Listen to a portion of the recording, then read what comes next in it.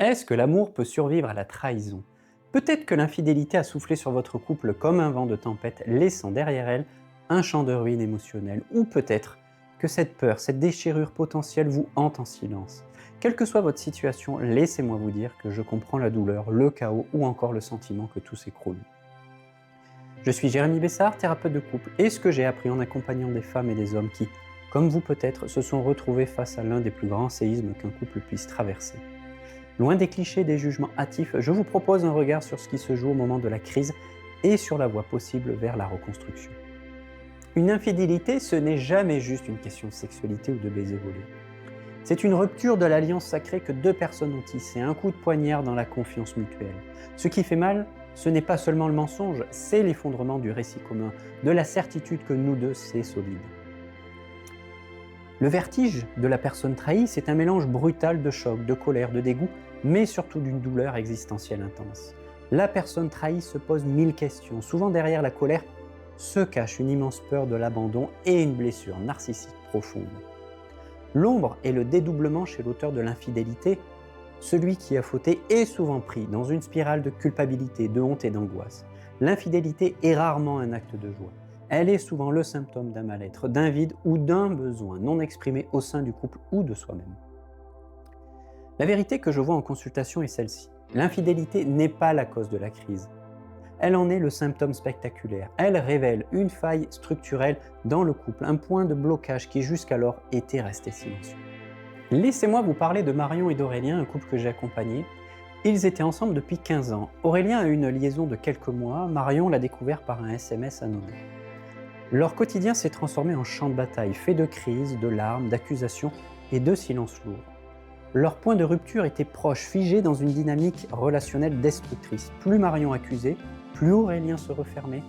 Plus Aurélien se refermait, plus Marion se sentait seule et en colère. Ils ont fait le choix, courageux et difficile, de ne pas laisser l'acte d'infidélité être le point final de leur histoire. Ils ont choisi de venir me voir, non pas pour se déchirer, mais pour comprendre. Et c'est là que mon approche est entrée en jeu, en les guidant à travers les 3 étapes de la reconstruction. Le chemin pour se reconstruire après une infidélité est un travail en profondeur qui demande du temps, de la patience et un engagement sincère. Il ne s'agit pas de passer l'éponge, mais de renégocier le contrat du couple en s'appuyant sur une fondation plus solide. La première étape, celle que j'appelle comprendre le passé, c'est-à-dire explorer les racines inconscientes de l'infidélité, le but de cette première étape est de cesser de se concentrer uniquement sur l'événement pour comprendre ce qu'il est venu révéler de vos histoires personnelles et de votre dynamique. Nous allons explorer ensemble les schémas de répétition. Par exemple, chez Aurélien, sa peur du rejet l'a poussé à chercher ailleurs une reconnaissance et une liberté qu'il n'osait pas demander à Marion. Reproduisait une fuite face à l'intimité exigeante. Chez Marion, l'infidélité a réactivé sa blessure d'abandon et sa peur de ne pas être assez bien liée à son histoire personnelle. Je vous invite à vous poser ces questions. Qu'est-ce que je cherchais ou pensais trouver dans cette relation parallèle que je n'osais pas demander ou nommer dans mon couple? Quelle vieille blessure cet événement est-il venu réactiver en moi? Ensuite vient l'étape 2, celle que j'appelle agir au présent, c'est-à-dire changer concrètement les dynamiques relationnelles.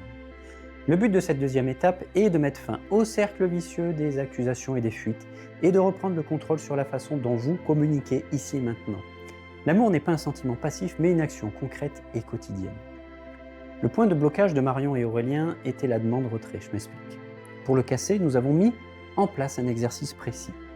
Cet exercice force l'un à parler au jeu, JE, sans être interrompu, et l'autre à écouter et reformuler. Cela crée une bulle de sécurité et restaure l'écoute active. Je vous propose 2 exercices. Notez chaque soir une chose positive faite par l'autre pour réorienter le cerveau vers le lien, mais également réserver du temps de qualité sans téléphone pour recréer l'attraction. Et pour terminer, l'étape 3, celle que j'appelle construire l'avenir, c'est-à-dire consolidation et autonomie du couple. Le but de cette 3e et dernière étape est de solidifier les acquis, de définir ensemble le nouveau contrat du couple et de pérenniser votre engagement. Vous ne revenez pas à l'ancien couple, vous en créez un nouveau, plus fort, parce qu'il est né de la vérité selon vous. L'infidélité doit être redéfinie au-delà de l'acte sexuel. Elle devient émotionnelle et de projet. Je vous propose un exercice. Chacun écrit son idéal de vie et de couple dans 3 ans. Ensemble, vous créez un tableau de vision pour connecter les efforts du présent à un objectif inspirant. Le succès, c'est quand le couple acquiert la compétence de réparation, c'est-à-dire savoir s'excuser sincèrement et se réconcilier rapidement, mais aussi le dialogue préventif, c'est-à-dire faire des bilans de couple réguliers. Cela garantit que vous aurez les outils pour tenir bon face aux futures difficultés. L'infidélité est un chemin de croix, mais elle est aussi paradoxalement une opportunité radicale de vérité et de transformation. Les couples qui s'en sortent ne sont pas ceux qui oublient, mais ceux qui utilisent la crise pour s'améliorer. Ils font de la trahison passée le socle d'une nouvelle honnêteté. Votre couple d'avant est mort, et c'est douloureux. Mais votre couple d'après, s'il est choisi en pleine conscience et construit avec ses outils, peut devenir plus solide, plus riche et plus authentique que jamais. C'est pourquoi je vous offre une première consultation de 30 minutes gratuite et sans engagement en visio. Il ne s'agit pas d'une simple prise de renseignement, c'est l'occasion de prendre une parenthèse d'intimité et de vérité où nous pouvons enfin déposer les masques et les armures.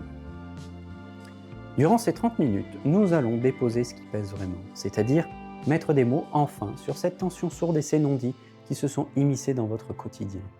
Mais également éclairer les dynamiques invisibles, c'est-à-dire nous allons doucement explorer ce qui se joue sous la surface de vos conflits ou de votre distance.